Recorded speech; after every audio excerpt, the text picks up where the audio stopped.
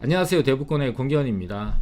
서울의 주택 공급이 부족하다는 건 우리 시청자분들이 너무나 여러 가지 데이터와 통계를 통해서 알고 계십니다. 그런데 최근에 보게 되면 경기 침체와 부동산 심리 위축으로 인해서 거래량 자체가 90% 이상 급감을 하다 보니까 매수하시려는 분들에 비해서 주택이 그렇게 부족한가? 라고 체감을 할 수 없을 정도로 이 주택 공급이 그렇게 우리 시청자분들한테 큰 영향을 주고 있지 않거든요. 그럼에도 불구하고 서울시 입장에서 보면은 서울시가 분석한 자료에 의하면은 2025년 이후 2030년이 되게 되면은 지금 현재 상태로 이어진다면 2030년에는 입주할 수 있는 아파트 물량이 단 한 채도 없다라는 분석 결과가 나와 있다 보니까 지금부터라도 이 주택 공급에 대한 계획을 착실하게 추진하지 않으면은 2030년에는 정말 큰 주택 부족 대란에 봉착하게 될 거라는 것을 이미 알고 있는 사실입니다. 자, 그렇다 보니까 이 재개발 재건축을 활성화할 수밖에는 없다 보니까 이 재개발 재건축의 규제를 확 풀겠다라고 공언을 했습니다. 특히나 재건축의 규제가 이 문턱이 워낙 높다 보니까 이 재건축에 대한 규제를 확 풀겠다라고 했고, 그 첫 번째가 이 초과이익 환수 부담금이었습니다. 그걸 완화를 했는데 시장의 평가는 맹탕이다라는 평가로, 그래서 재건축 단지가 아예 이 완화 조치가 체감이 되지 않는다라고 이제 평가를 받고 있는데요.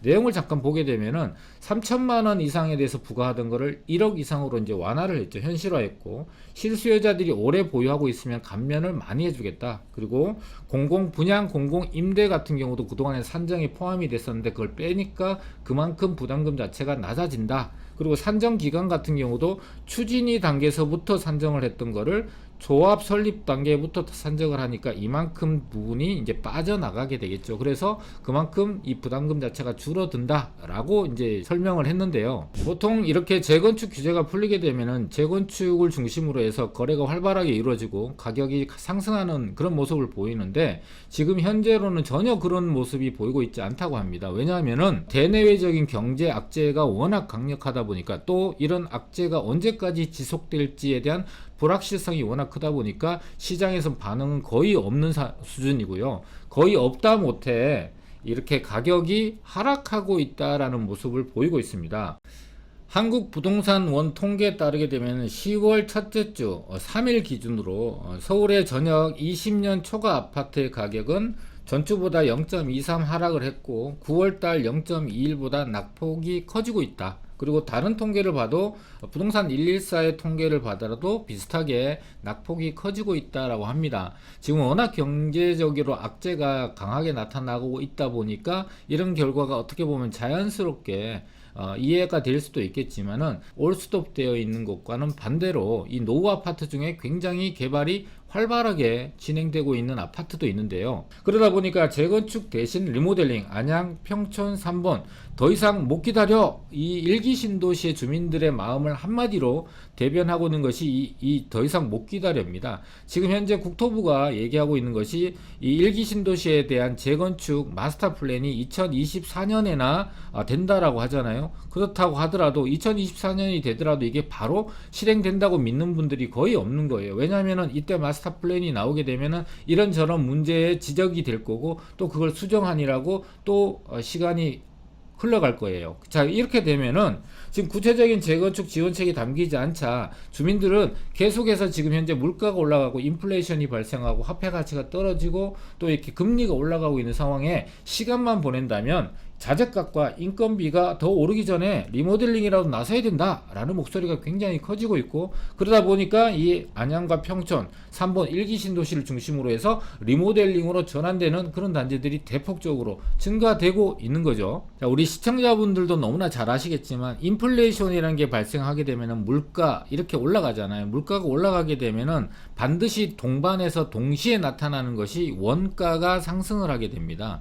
자, 원가가 상승을 하게 되면은 지금 현재 만들 수 있는 아파트 가격이 나중에는 그 아파트 가격이 절대로 못 만들어요. 그보다 훨씬 더 높은 원가가 들어가니까 높은 가격으로 아파트를 지을 수밖에 없거든요. 최근에 소규모 재건축 단지의 한 사례가 있는데 건설사와 도급 계약을 맺은 거예요. 그래서 평당 500만 원에 아파트를 짓는 걸로 계약까지 맺었는데 착공하는 시점이 되니까 이 건설사가 도저히 이 가격에는 맞출 수가 없습니다. 그래서 850만원 정도로 평당 가격으로 맞춰주세요. 계약을 변경해주세요. 그렇지 않으면은 건설을 할 수가 없습니다 하고 배째라고 나자빠진 거예요. 근데 이 조합이 다른 건설사들한테 이 도구 견적을 받아보니까 이거보다 더 많이 달라 그러면 달라 그러지 더 적게 달라는 데가 없는 거예요. 그래서 울며 겨자 먹기로 500만원에서 850만원으로 건축비를 상향해서 재계약을 맺었다는 겁니다. 자, 이렇다 보니까 자재값과 인건비가 얼마나 무서운지를 그런 사례를 통해서 간접적으로 알게 되다 보니까 이거 재건축이 될 때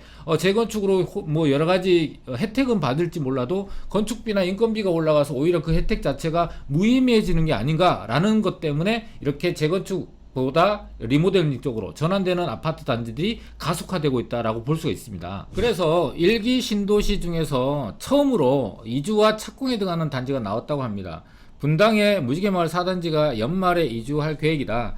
계획대로만 된다면 이제 내년 4월 달까지 이주를 마무리하고 내년 하반기에 착공에 들어가고, 이렇게 되면 수도권 1기 신도시 중에서는 처음으로 재정비 사업을 위해서 입주민 이주 공사가 시작되는 단지라고 합니다.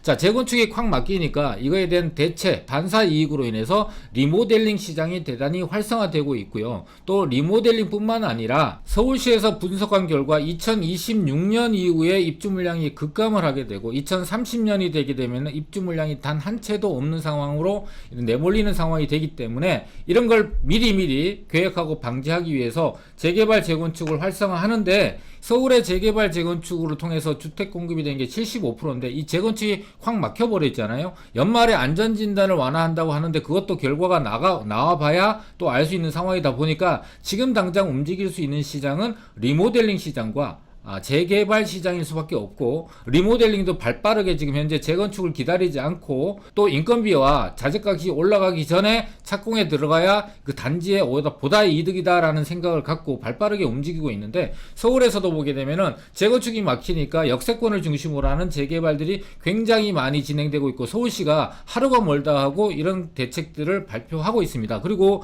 서울에서도 고밀개발, 용도지역 상향, 용적률 인센티브 등 줄 수 있는 곳이 역세권이고 또 수요자들이 가장 좋아하는 곳도 역세권이다 보니까 고밀로 개발해서 주택 부족분들을 획기적으로 가장 빠른 시간 안에 공급할 수 있는 방안을 계속해서 밀어붙이고 있는 상황입니다. 앞으로도 재건축이 막혔다고 해서 다른 길이 없는 것이 아니라 반대로 반사이익을 보는 리모델링 시장이나 또는 재개발 시장에 많은 수요자들이 관심이 점점점 높아지게 되고, 금리가 언제까지 올라갈지는 모르겠지만 어느 정도 올라가서 멈추는 시기, 그렇게 되면은 심리가 호전되는 시기가 되게 되면은 지금까지 꽉꽉꽉 눌려있던 이 심리가 한 번에 터지게 되면은 그런 시장으로 유입될 가능성이 있다라는 걸 우리 시청자분들이 잘 아시고 그에 대한 대비를 지금부터 차근차근 해 나가신다면 좋은 기회를 얻지 않을까 싶습니다.